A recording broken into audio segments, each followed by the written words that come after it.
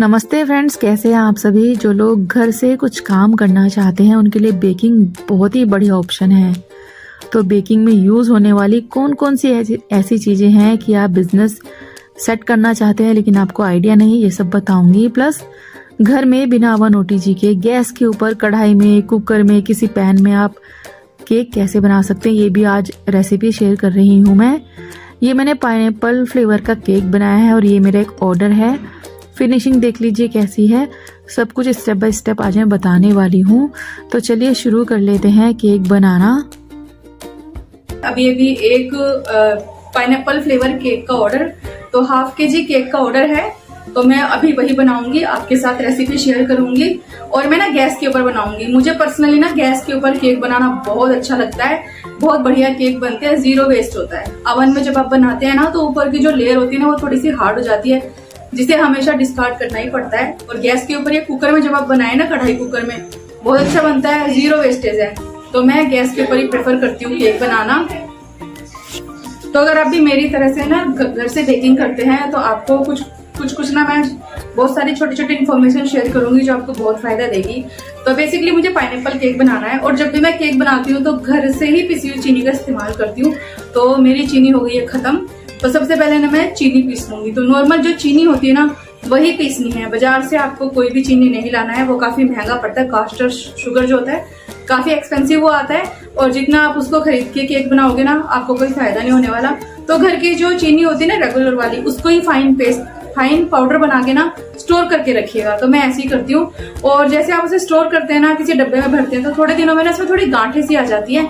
तो अगर आपको लगता है कि इसमें गांठें पड़ रही है तो एक बार और मिक्सी के जार में डालकर ना ग्राइंड, हल्का सा पल्स मोड पे घुमा दीजिए, एकदम वो फाइन पाउडर बन जाता है। ठीक है। और केक बनाने से पहले एक भारी सी कढ़ाई या कुकर आपको रखना पड़ेगा गैस के ऊपर प्री हीटिंग के लिए। जैसे हम ओवन ओटीजी में केक बनाते हैं तो प्री हीट करते हैं, बिल्कुल वही प्रोसेस आपको गैस के ऊपर भी करना है। तो सबसे पहले मैं चीनी पीस लूंगी और इसको स्टोर कर लेती हूँ मैं। तो ऐसे आसानी होती है, आपको केक बनाने में हर बार चीनी पीसनी नहीं पड़ेगी, एक बार पीस के रख लीजिए। सबसे पहला स्टेप, बेकिंग करने के लिए आपको एक बड़ा बर्तन लगेगा। फिर इसमें डालेंगे 1/4 कप रिफाइंड ऑयल। आप चाहे तो यहाँ पर बटर भी ऐड कर सकते हैं, लेकिन बटर ऐड करने से केक थोड़ा सा हार्ड बनता है, क्योंकि केक की आइसिंग वगैरह करने के बाद हम उसे फ्रिज में रखते हैं और जो बटर है वो तो हार्ड होता ही है, इसलिए केक भी थोड़ा हार्ड हो जाता है। इसलिए बेकरी वाले भी और प्रोफेशनल बेकर्स भी ना रिफाइंड ऑयल का इस्तेमाल करते हैं, लेकिन टोटली ऑप्शनल है, आप चाहे तो बटर यूज कर सकते हैं। 1/4 कप ताजी दही इसमें डाली है मैंने। दोनों चीजें बराबर जाएंगी। अगर दही नहीं है आपके पास तो दूध में हल्का सा विनेगर डालकर, नींबू का रस डालकर, उसे फाड़ कर उसे भी ऐड किया जा सकता है सेम क्वांटिटी में। आधा कप पिसी हुई चीनी जो मैंने अभी पीस कर रखी है और 1 टेबलस्पून चीनी, और बिल्कुल इसी मेजरमेंट से आज हम ये आधा किलो केक बनाएंगे। और छोटा सा चम्मच मैंने डाला है इसमें पाइनएप्पल एसेंस। कस्टमर को थोड़ा केक एक्स्ट्रा चला जाएगा तो कोई दिक्कत नहीं है, लेकिन कभी भी कम केक नहीं डिलीवर करना है, इस बात का भी ध्यान रखना है। सारी चीजों को 30 से 40 सेकंड के लिए अच्छे से मिक्स कर लेंगे। फिर डालेंगे इसमें दूध थोड़ा सा और अच्छे से मिक्स करेंगे। सारी चीजें जो भी इस्तेमाल कर रहे हैं वो रूम टेम्परेचर पे होनी चाहिए, इस बात का भी ध्यान रखें। अब ले ली है मैंने मैदा, और मैदा हमेशा फ्रीजर में स्टोर करिएगा, स्पेशली इन समर्स। जैसे भी गर्मियां हैं तो कीड़े लग जाते हैं मैदा में, सूजी में, ये सब फ्रीजर में स्टोर करिएगा। 1/4 कप मैंने मैदा ले ली है, 1 कप प्लस 1/4 कप। और मैंने लिया है तकरीबन आधा चम्मच बेकिंग पाउडर और 1/4 टीस्पून मीठा सोडा और 2 चुटकी नमक। सारी चीज़ों को छान लेंगे। छानने का स्टेप करना बहुत ज़रूरी है। और ये सारी मिक्सिंग वगैरह करने से पहले जिस मोल्ड में आप केक बना रहे हैं उसे आप अच्छे से ऑयल से ग्रीस कर लीजिएगा। पार्चमेंट पेपर वगैरह लगाने की कोई ज़रूरत नहीं है, ऐसे काम चल जाएगा। अब थोड़ा थोड़ा दूध डाल के ना इसका बैटर बना लेंगे। अच्छा सा स्मूथ हमें बैटर चाहिए, लंप फ्री बैटर आपको बनाना है। तो बड़े प्यार से यहाँ पर इसे मिक्स करना है। कुछ लोग यहाँ पर बहुत प्रेशर के साथ मिक्स कर देते हैं, तो ओवर मिक्सिंग होने की वजह से बाद में केक में क्रैक्स आते हैं, केक डोम जैसी शेप का बन जाता है। इसलिए प्यार से यहाँ पर काम करिए। एक सिलिकॉन स्पैचुला जरूरी है आपको बेकिंग के लिए। कौन कौन से टूल्स चाहिए ये मैं आगे बताऊंगी, आप लिख के रख सकते हैं। जो छलनी आपने देखी है, ये बड़ा बर्तन जो आप देख रहे हैं, कुछ चीजें हमें लगेंगी। सिलिकॉन स्पैचुला से कट एंड फोल्ड प्रोसेस से ये सारा मिश्रण तकरीबन 30 सेकंड के लिए आपको मिक्स करना है। ये स्टेप बहुत जरूरी है। और ये देखिए केक का टेक्सचर बिल्कुल ऐसा चाहिए हमें, रिबन कंसिस्टेंसी इसे कहते हैं। जब तक ऐसा टेक्सचर ना हो तब तक आपका केक का बैटर परफेक्ट नहीं होगा। अब इसे हम मोल्ड में डायरेक्टली ट्रांसफर करेंगे। आप चाहे तो बटर पेपर लगा सकते हैं, लेकिन अगर आपने ग्रीसिंग अच्छे से की है तेल से तो बिल्कुल भी नहीं चिपकेगा आपका केक, गारंटीड। तो बस इसे अच्छे से हम ट्रांसफर करेंगे। और ऑलरेडी मैंने कढ़ाई गैस के ऊपर रख दी है, उसमें हम इस केक को रखेंगे। तो केक को रखने के बाद अच्छे से कवर करना है। आप इसे किसी कुकर में बना सकते हैं, मैं कढ़ाई में बना रही हूँ। तो जो किचन में सबसे भारी कुकर या कढ़ाई है उसमें बनाइएगा। 2-3 बार अच्छे से टैप कर लीजिएगा। केक का मोल्ड कभी भी ज्यादा ना भरे, आधे से भी नीचे तक आपका बैटर केक के मोल्ड में होना चाहिए, तभी केक आपका अच्छे से फूलेगा। ज्यादा बैटर भरने की वजह से केक अच्छे से नहीं फूलता है। तो कढ़ाई मेरी प्रीहीट हो चुकी है। 10 मिनट के लिए मैंने प्रीहीट कर लिया था धीमी आंच पर। इसमें एक स्टैंड रखेंगे और केक को इसमें शिफ्ट कर देंगे। केक को ढक्कन लगाकर अच्छे से कवर करेंगे और 30 मिनट के बाद एक बार से चेक करेंगे। एकदम छोटे वाली गैस पे बनाना और धीमी आंच रखिएगा बनाते हुए। और जो केक के आइटम्स है आपको जो लगेंगे, केक में कौन कौन सी चीजें चाहिए, टूल्स, वो सब मैं आपको आगे बताऊंगी। 40 मिनट लगे हैं इस केक को बेक होने में। धीमी आंच पर बेक किया मैंने इसे और टूथपिक सेंटर में डालकर चेक किया, नाइफ डालकर चेक कर सकते हैं आप। एकदम परफेक्ट बेक हुआ है ये, कहीं से फटा नहीं है, कोई क्रैक नहीं है। बाहर निकालकर इसे किसी स्टैंड पर रखें, बिल्कुल ठंडा होने देंगे, लेकिन इसे कवर करिएगा। कवर करना बहुत जरूरी है किसी कॉटन के कपड़े से। तो चलिए टूल्स देख लेते हैं। पहला टूल होगा हमारी छलनी। जो छलनी होती है ना छानने के लिए, वो पहला टूल है हमारा। दूसरा ये बलून विस्कर, ये थोड़ा बड़ा ही लीजिएगा। ये विस्किंग के काम आता है, जब हम केक का बैटर मिक्स करते हैं तो उसके काम ये आता है। ये बहुत जरूरी है बेकिंग के लिए। तीसरा मेजरिंग कप्स, ये भी बहुत जरूरी है। अगर आप बेकिंग करते हैं, चाहे प्रोफेशनल भी बेकिंग करें, मेजरिंग का ध्यान रखना पड़ता है, नहीं तो फ्लेवर्स में 19-20 का जो फर्क है वो हो जाता है। इसलिए जो ये मेजरिंग कप है ये बेकिंग के लिए आपको खरीदने ही पड़ेंगे, इसको आप स्किप नहीं कर सकते। मेजरिंग स्पून्स, ये भी उतने ही जरूरी है, क्योंकि हमें बेकिंग पाउडर, मीठा सोडा, हर चीज का मेजरमेंट लेना पड़ता है, तो ये चम्मचें होना भी बहुत जरूरी है। ये पूरा का पूरा सेट ले लीजिएगा, ऐसे आता है ये। और इनके लिए आपको ये वो बता देती हूँ मैं, अगर आपके पास ये है तो कभी भी इनको अलग ना करें, आप अलग अलग बिल्कुल ना रखें, उससे ये कई बार ना गुम हो जाते हैं, किचन में मिलते ही नहीं है। तो एज इट इज रखिएगा, बड़ा इजी होता है इन्हें यूज करना, ऐसे आप इस्तेमाल कर सकते हैं। और सेम विद स्पून्स, इंडिविजुअल इन्हें नहीं करना है, ऐसे ही रहने दीजिए। और ऐसे आप इन्हें इजीली वॉश भी कर सकते हैं, हैंग भी कर सकते हैं। ये गुम नहीं होंगे, आसानी से आपको मिल जाएंगे, कहीं भी आप इन्हें किचन में हैंग कर सकते हैं।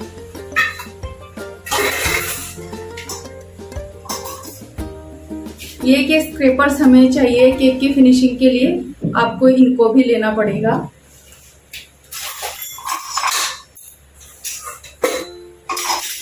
दूसरा, इस तरीके के पैलेट नाइफ आपको चाहिए, इससे फिनिशिंग करते हैं केक की। और ये इलेक्ट्रिक बीटर जो होता है वो मैं दिखाऊंगी आपको।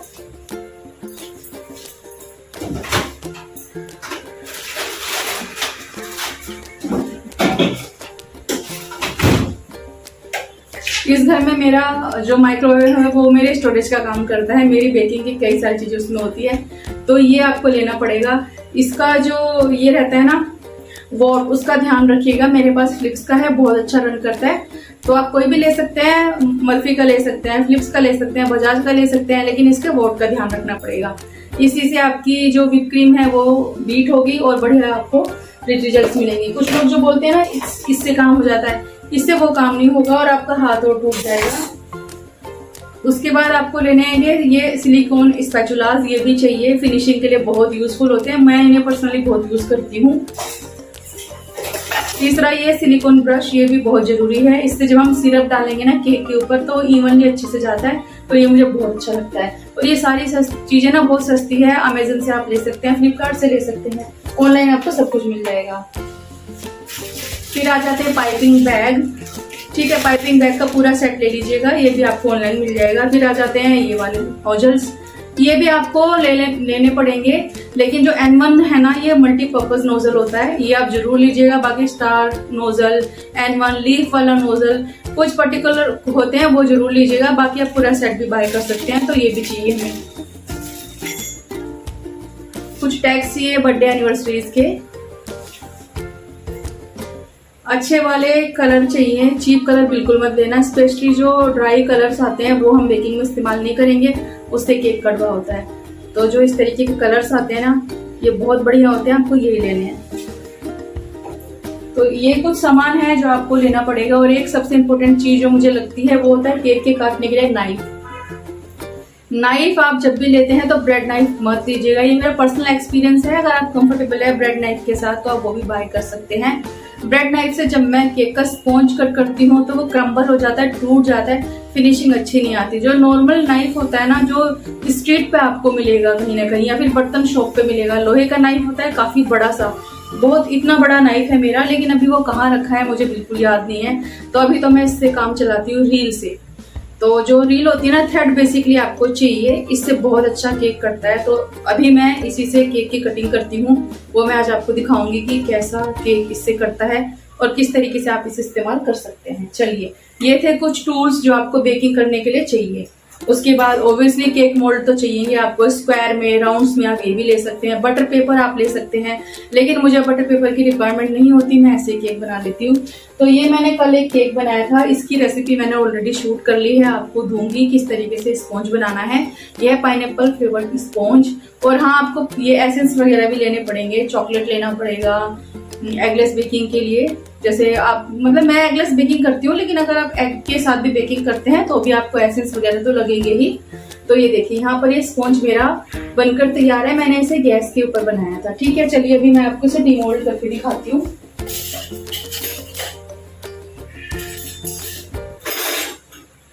इसको डीमोल्ड करने के लिए ना आपको कोई भी नाइफ लेना है, और सबसे पहले इसके साइड्स में ना इस तरीके से आसानी से घुमाना है चारों तरफ।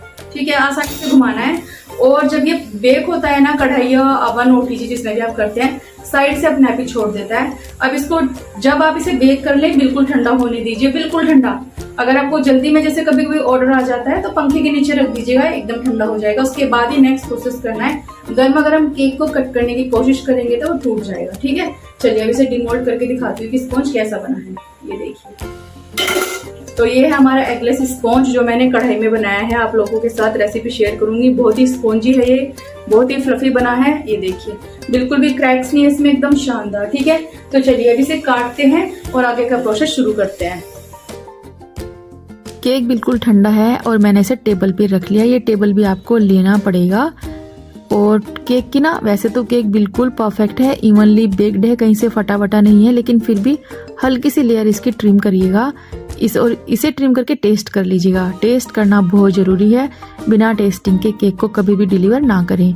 तो बाद में तो टेस्ट नहीं कर सकते, तो शुरू में आप बेस को थोड़ा सा टेस्ट कर लीजिएगा। अब नाइफ से चारों तरफ घुमाते हुए मैंने निशान लगा दिए हैं, और जो निशान मैंने लगाया है ना, इसमें धागा डालकर अपनी तरफ पुल करिएगा, आपकी सारी लेयर्स बराबर निकलेगी। अगर बड़ा नाइफ है आपके पास तो उससे डायरेक्टली आप कट कर सकते हैं।